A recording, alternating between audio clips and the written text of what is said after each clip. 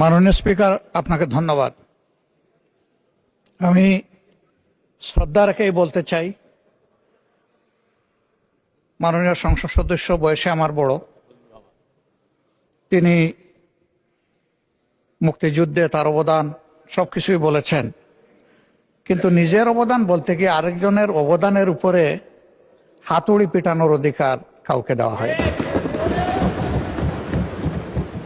তিনি পার্সোনালি আমাকে হার্ট করেছেন।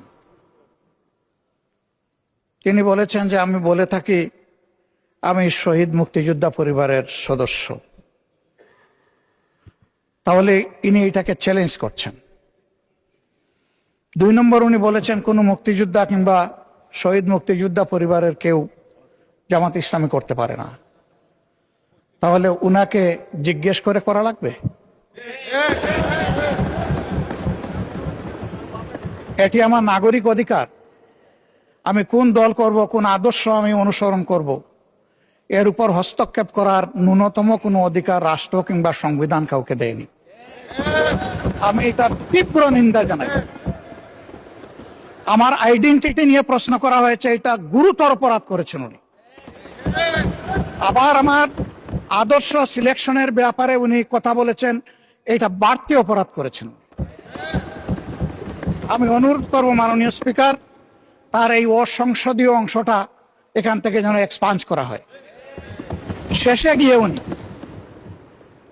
আমরা খোলা মনে এই সংসদকে ফাংশনিং করার জন্য বর্তমান জ্বালানি অব্যবস্থাপনা সংকট যেটাই বলি, সেইটার ক্ষেত্রে আমরা এগিয়ে এসেছিলাম।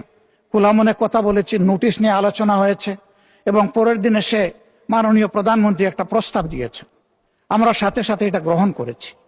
তিনি এইটাকে শেষ পর্যন্ত কনক্লুশন টানলেন কি দিয়ে? হ্যাঁ, যার মগজ যেরকম তার কনক্লুশন হবে সেটা।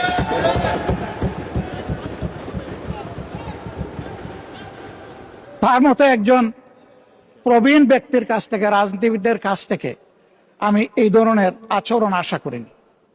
আমরা এখানে প্রথম দিনই বলেছি ভালো কিছু শিখতে এসেছি। কাউকে হিট করা, গালি দেওয়া, এর মাধ্যমে বড় কিছু অর্জন করা যাবে না। কিছু গোলাবাজি হতে পারে বড় জোর, কিন্তু তার চাইতে বেশি কিছু হবে না। আর সাধারণত যুক্তি যখন ফুরিয়ে যায়, মাথা তখন গরম হয়ে যায়। একটা প্রবাদ আছে, রেগে গেলেন তো হেরেই গেলেন।